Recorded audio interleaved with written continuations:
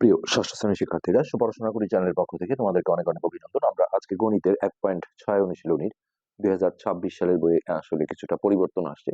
হ্যাঁ, সেই এখানে যে সৃজনশীল প্রশ্নটা দেওয়া আছে অনুশীলনীতে 37 পৃষ্ঠার, এইটা আমরা সলভ করব। তো ইতিপূর্বে আগের পার্টগুলো যারা দেখোনি, আমরা ভিডিওর নিচে প্লে লিস্টের লিঙ্কগুলো দিয়ে দিই, সেখান থেকে তোমরা দেখে নেবে। তো এটা একটা প্রশ্ন ছিল যে একটি খুঁটির এত অংশ কাদায় এবং এত অংশ পানিতে আছে, পানির উপরে খুঁটিটির দৈর্ঘ্য এত মিটার। হ্যাঁ, এখন ক নম্বরে চাওয়া হয়েছে এতকে সাধারণ ভগ্নাংশে প্রকাশ করো। তো সাধারণ ভগ্নাংশ মানে হচ্ছে দশমিকটা তুলে দিয়ে এরকম লব আর হর এটাকে নিয়ে আসলে এটাকে বলা হয় সাধারণ ভগ্নাংশ। তো অঙ্কটায় কোনো নাম্বার দেওয়া ছিল না, আমরা যার কারণে নাম্বারটা দিচ্ছি না, এখানে ক নাম্বার দিলাম। দেখো, আমরা এই দশমিক ভগ্নাংশটা ফার্স্ট টাইম তুলে নেব। হ্যাঁ, এইটা তো একে সাধারণ ভগ্নাংশে প্রকাশ করতে গেলে দশমিকটাকে আমাদের উঠিয়ে দিতে হবে।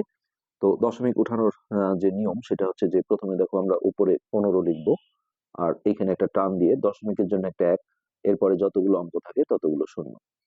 এই যে দুইটা অঙ্ক আছে, দুটো শূন্য। এরপরে যদি কোনো কাটাকাটি থাকে তাহলে অবশ্যই কাটাকাটি করব।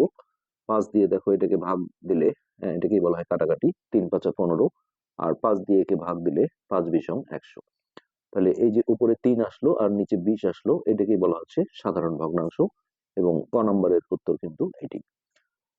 আচ্ছা, এরপর আমরা খ নম্বরে আসবো। খ নম্বরে যেটা বলা হয়েছে যে উদ্দীপকের ভগ্নাংশদ্বয়কে সমহর বিশিষ্ট ভগ্নাংশে প্রকাশ করে পানি এবং কাদায় খুঁটিটির কোন এটা সম্পূর্ণ খুঁটিটির দৈর্ঘ্য নির্ণয় করো।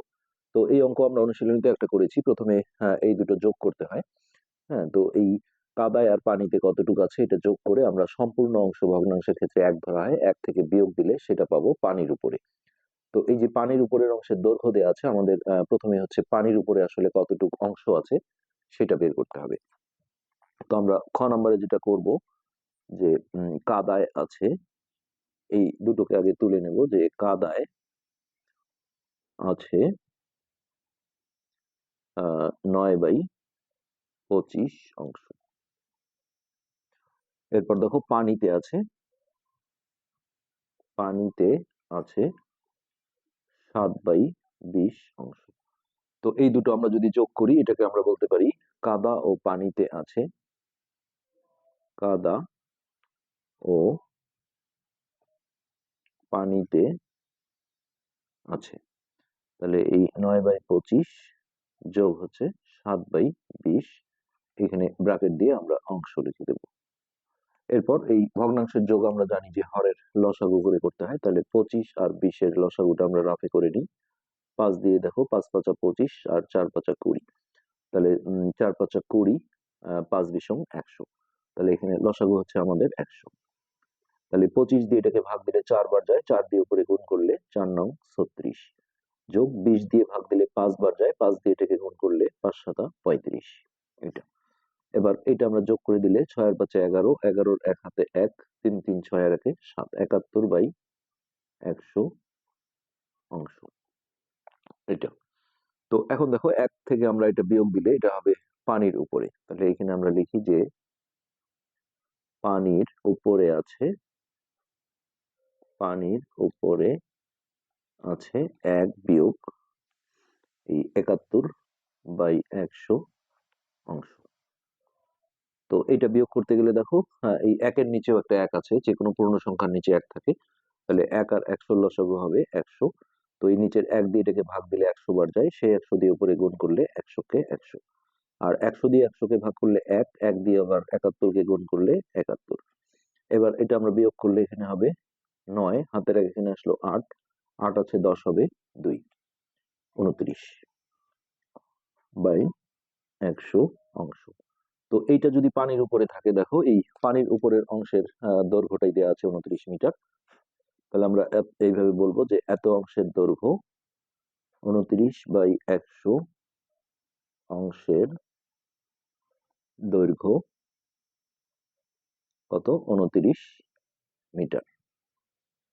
তো সম্পূর্ণ মানে হচ্ছে 1, এখানে আমরা 1 অংশের দৈর্ঘ্য বের করব। তো এটা আমরা অনুশীলনী অঙ্কগুলোতে বলেছি, যে কোনো ভগ্নাংশের নিচে এরকম 1 বের করলে প্রথমে এই ডান পাশের সংখ্যাটা লিখতে হয়।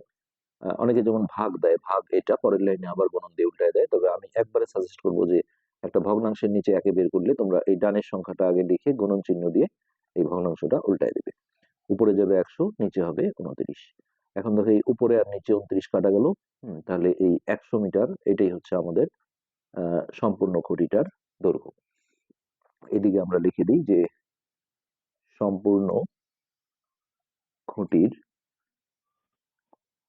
দৈর্ঘ্য হচ্ছে 100 মিটার। এটি কিন্তু আমাদের খ নম্বর যে কোশ্চেনটা ছিল সেটার উত্তর। আচ্ছা, এরপর গ নম্বরে আসি আমরা। গ নম্বরে বলা হয়েছে উদ্দীপকের ভগ্নাংশদ্বয়কে সমহর বিশিষ্ট ভগ্নাংশে প্রকাশ করে পানি এবং কাদায় খুঁটিটির কোন অংশের দৈর্ঘ্য বেশি তা নির্ণয় করি। অর্থাৎ এই ভগ্নাংশ দুটোকে সমহর করে কোন ভগ্নাংশটা বড়, হ্যাঁ, সেটা আমাদের বের করতে হবে। তো এটা আমরা এখন সমাধান করি। গ নম্বর। তো এই সমাহার করা তোমরা হচ্ছে যে পঞ্চম শ্রেণী বা চতুর্থ শ্রেণীতে নিশ্চয়ই করেছো। তাহলে এখানে আমরা লিখবো যে কাদায় আছে কত 9/25 অংশ। এরপর দেখো পানিতে আছে 7/20 অংশ। তো এই সমাহার করতে গেলে প্রথমে হরগুলোর লসাগু করতে হয়। এই লসাগুটা আমাদের যদিও করা আছে, তারপরেও আমরা আরেকবার করে নিচ্ছি। যে কোনো একটা আগে লেখা যাবে। 5 দিয়ে 5 5 25 আর এটা হচ্ছে 4 5 20। তাহলে এখানে আমরা লিখবো হরগুলোর লসাগু। তো এগুলো সবগুলো গুণ করতে হবে। 5 গুণন 5 গুণন 4, তাহলে হচ্ছে 100। আচ্ছা, এবার দেখো সমাহার করতে গেলে প্রথমে এই লসাগুটাকে এই প্রথম ভগ্নাংশের যে হর আছে এটা দিয়ে ভাগ করতে হয়। তো ভাগ করলে এটা হবে 4, তারপর কমা দিয়ে ওই ভগ্নাংশটা তুলে আনতে হয় 9/25। এই লব হর দুটোকেই এই ভাগফলটা দিয়ে গুণন করতে হয়। তাহলে উপরে হচ্ছে 4 নং 36 আর নিচে 4 25 100। এরপর আবারও ওই লসাগুটাকে দ্বিতীয় ভগ্নাংশের হর অর্থাৎ 20 দিয়ে ভাগ করতে হবে। তো এখানে হবে 5, তারপর দ্বিতীয় ভগ্নাংশটা আমরা তুলে নেব 7/20। এই লব হর দুটোকেই এই 5 দিয়ে গুণ করতে হবে। তাতে করে দেখো এই দুটো ভগ্নাংশেরই হর একই চলে আসছে, 5 20 100 আর উপরে 5 7 35। তো এই একই হর আসলে এটাকে আমরা বলি সমহর। তো এখন কিন্তু আমরা বড় ছোট বুঝতে পারবো যে ভগ্নাংশের হর যখন একই হয় তখন যার লব বড় সেই বড় হয়। এখানে লব দেখো 36 আর এখানে 35, তার মানে এই ভগ্নাংশটা বড়। এখন এরা বলেছিল সমহর বিশিষ্ট ভগ্নাংশে প্রকাশ করে পানি এবং কাদায় খুঁটিটির কোন অংশের দৈর্ঘ্য বেশি, অর্থাৎ কোন ভগ্নাংশটা বড়। তো এখানে আমরা এইভাবে লিখি যে 36/100 এটা বড় কার চেয়ে, এই 35/100 চেয়ে। তাহলে বা এখানে 36/100 দেখো এই ভগ্নাংশটা থেকে আসছে, অর্থাৎ এর বদলে আমরা লিখবো 9/25। তারপর এখানে এটা আসছে দেখো এই 7/20 থেকে 7/20। তারপরে আমরা এই 9/25টা কি ছিল, কাদায়। তাহলে এখানে আমরা বলবো কাদা, আর এই 7/20টা ছিল পানি। পানি। তো এখন আমরা ফিনিশিং দেব। ওরা বলেছিল যে পানি এবং কাদায় খুঁটিটির কোন অংশের দৈর্ঘ্য বেশি। তাহলে অতএব কাদার অংশের দৈর্ঘ্য বেশি। তো এটাই, এইভাবেই গ নাম্বারটা সলভ করতে হবে। তো আশা করি বুঝতে পেরেছো। আজকের এই পার্ট আমরা এখানে শেষ করছি। পরবর্তী পার্ট দেখার আমন্ত্রণ রইল। ধন্যবাদ।